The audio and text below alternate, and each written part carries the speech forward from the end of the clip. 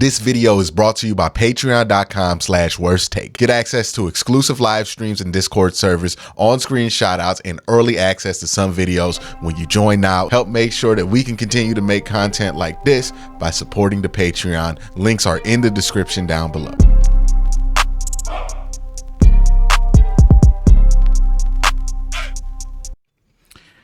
The number one spot for the top player in 2024 for the Cleveland Browns, or at least who I think will be the top player in 2024 for the Cleveland Browns, is going to be Myles Garrett. Myles Garrett is the best football player on the Cleveland Browns. And look, I know there's a lot of people who have standums over certain players on this team. Myles Garrett's placement here at number one is not a threat or a slight to that player. This was not close. If Myles Garrett were on 30 different teams, he would probably be number one outside of Kansas City for sure. And then maybe whoever the second best quarterback in the NFL is.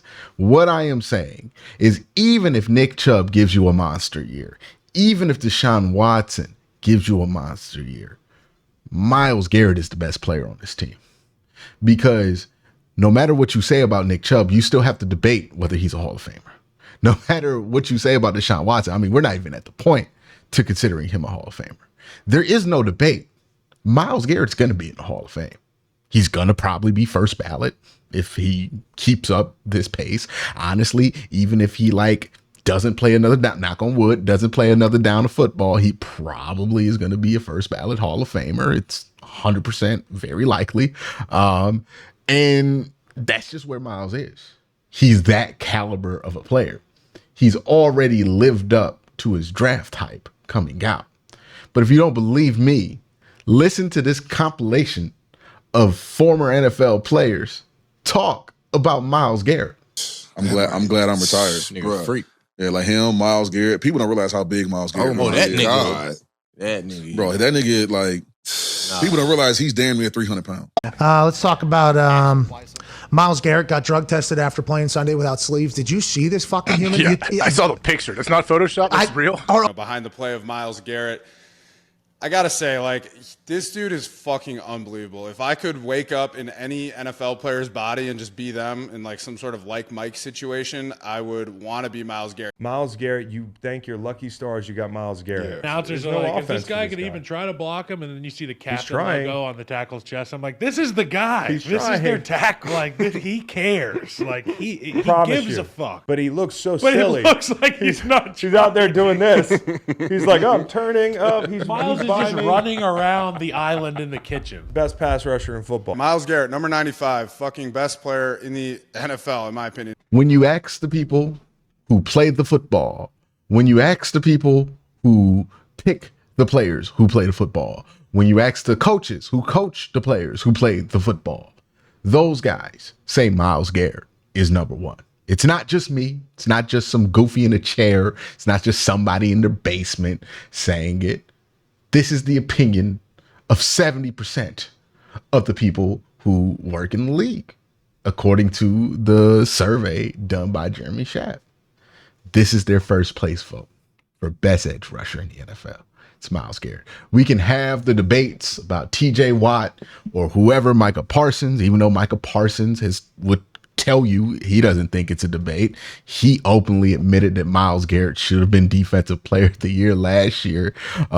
So this argument or war that people get engaged in, it's really just for entertainment. The people who matter in that discussion have already decided it's Myles Garrett. I say this all the time, and it makes Steelers fans mad when I say it, but it's the truth. Mike Tomlin, if he took truth serum and he could pick between Myles Garrett and TJ Watt, he would pick Myles Garrett. It wouldn't even be a tough decision for him if it were just about football. This is who people would go with. But all of those things aside, now let's talk about where Myles is in his career, because I mentioned this before I played that compilation. Myles Garrett has lived up to all his draft hype. When he was drafted number one overall, coming out of the University of Texas A&M, we had high hopes of who Myles Garrett would become. He is under 30. He has reached all of those goals. He's won a Defensive Player of the Year. He's been one of the best defensive players in football for the last 4 years. He's been a dominant sack artist pretty much since he entered the league, a double-digit sack guy pretty much since he entered the league. He's lived up to all the hype. He's broken all of the Browns' single season, and he's working on the career records if he hasn't reached that yet either, when it comes to any statistic you count for an edge rusher. Myles Garrett is already undoubtedly the greatest edge rusher in Cleveland Browns history, a franchise whose history dates all the way back to 1946. It's almost, 80 years minus the 5 years they were out? That is what Myles has done already. He's lived up to the hype. There is no universe where anybody can justifiably call Myles Garrett a bust. I mean, they can do it, but they sound like an idiot. That's where Myles Garrett is. That's where Myles Garrett has reached to. That is what Myles Garrett has achieved. I say this all the time. I'll say it again. If you don't think Myles Garrett is seen as that to other teams, just look at how they defend him. Look at how teams defend Max Crosby and Micah Parsons and TJ Watt and what they do protection-wise to stop them. And then look at what they do to stop Myles. It's a completely different plan.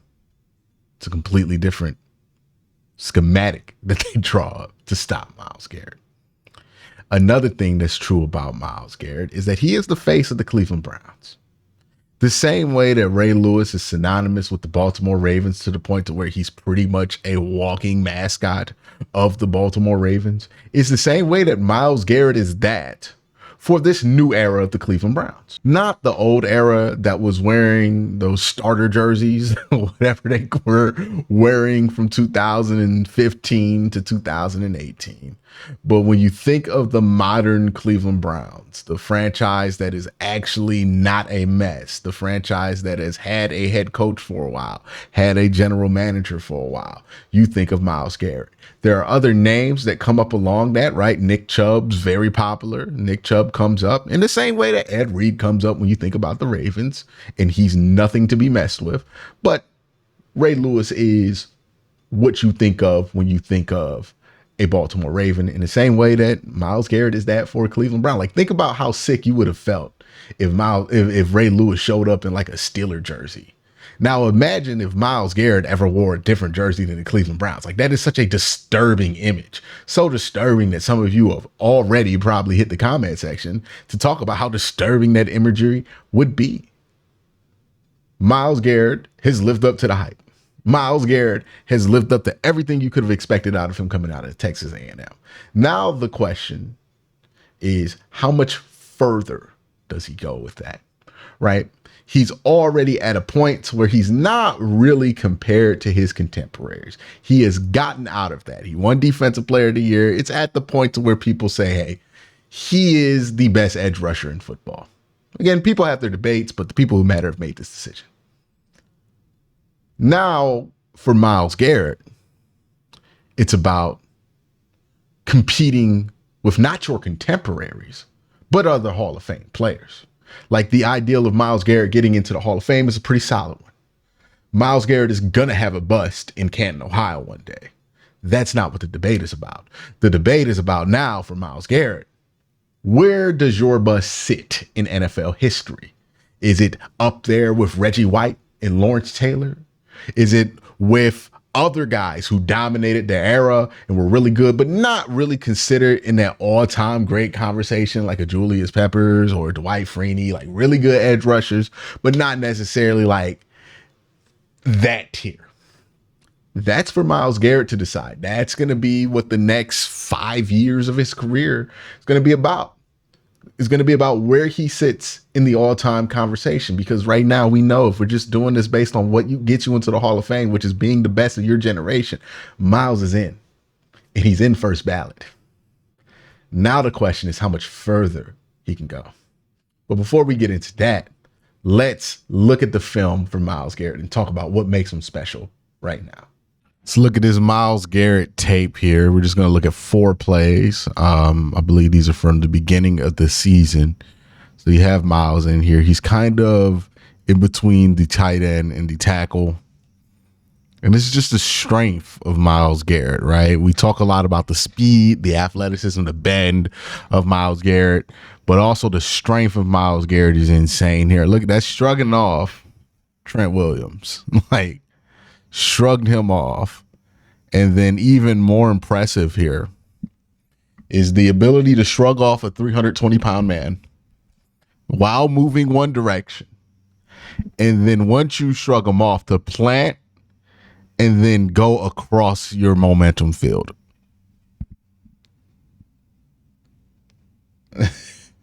It's little stuff like this, man, that makes Myles just untouchable. Look at that. It's not supposed to happen. We look here. Play versus Pittsburgh. And this is just pure blow by, right? To get the sack. And that is a sack, I believe. Well, close sack. It's close. His knee was down. Maybe it's not.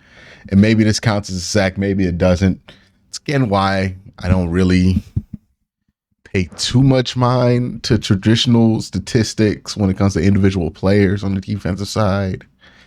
They have some value, but they can easily tell the wrong story, right? So Myles gets by him. This is just dip and bend right here. You see how Myles can just run underneath a table and just like sit.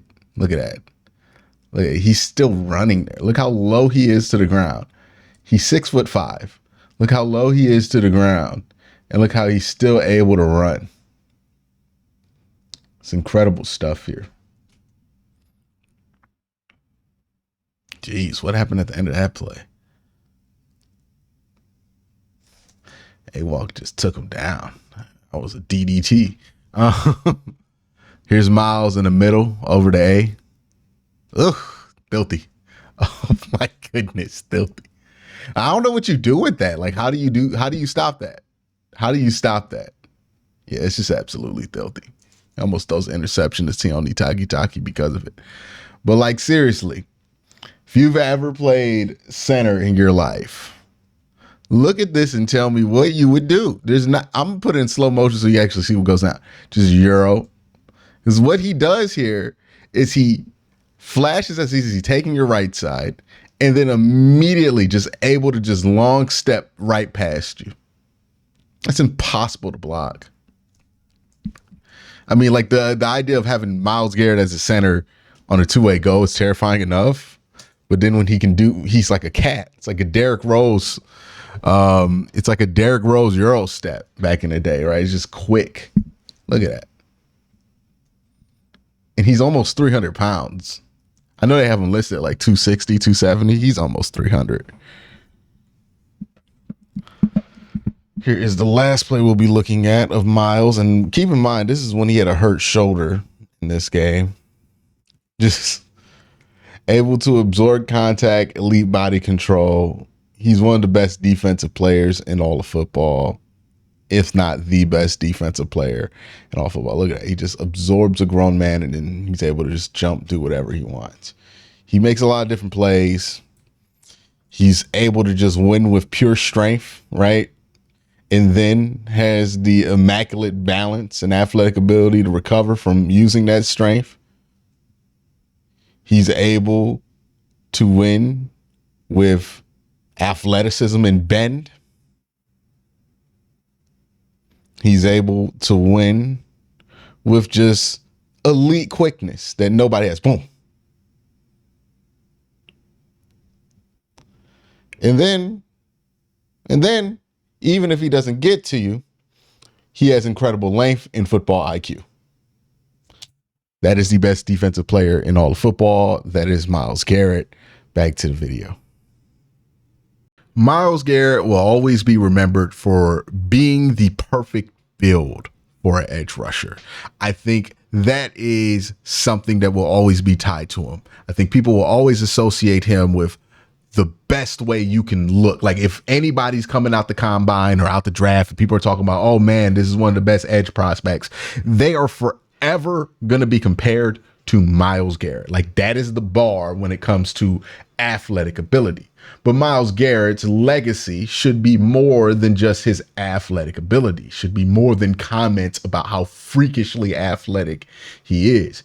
It should be comments. We should get to the point with Myles Garrett where people trade around war stories about trying to stop Myles Garrett in the same way that people do about LeBron James. That's where you want Myles Garrett to reach. And that's why I think it's possible for Myles Garrett to reach. He's already lived up to sky-high draft expectations, but now he's gotten himself in a different conversation, an opportunity to enter himself into the all-time conversation. It's on the table for Myles Garrett. He's not there yet. I wouldn't compare him with the other all-time greats yet, but he certainly has the opportunity. Will he go down in history as being the most freakishly talented edge rusher of all time? Or will he go down in history as one of the best edge rushers of all time? He has one of those locked up in the book right now. If he does nothing else, he will be one of the most talented edge rushers ever, if not the most talented edge rusher of all time. But with that talent comes an expectation and a hope that you can fulfill that talent. Myles Garrett lives up to all that talent that we just said makes him the most talented player of all time in a lot of people's eyes. Well, then, if he lives up to all that talent, if he lives up to all that promise, if he lives up to all that potential, the ceiling is obvious. He could be one of the greatest edges of all time, if not the greatest edge of all time. It's in the cards for him. It's possible. And the fact that it's possible is incredible. It shouldn't be held against him in this weird way that we kind of hold it against LeBron James, but it's possible. Think about that. And that's why Myles Garrett is number one. And that's why I really, even if Deshaun has an incredible season, he won't eclipse what Myles Garrett has done. Even if Nick Chubb has an incredible season, he won't eclipse what Myles has done. And I've gone on record saying Nick Chubb's a Hall of Famer, but I don't think Nick Chubb will ever be one of the greatest running backs ever, right? Like, he's not Jim Brown. And again, there's no slight to Nick Chubb, just saying the obvious. He's not Jim Brown. With Myles Garrett, it's a different conversation. He could be the best pass rusher ever. Not saying he is, not saying he's guaranteed to, or even it's a good chance, but it's on the table. And that has not been on the table for a lot of players who have entered the league. Honestly, he might be the one it's been on the table for in like the last 20 years. But that's Myles Garrett. That's why he's number one. That's why he will most likely continue to be number one. Let me know what you think in the comment section down below. Y'all have a great day. Have an even better night. Peace.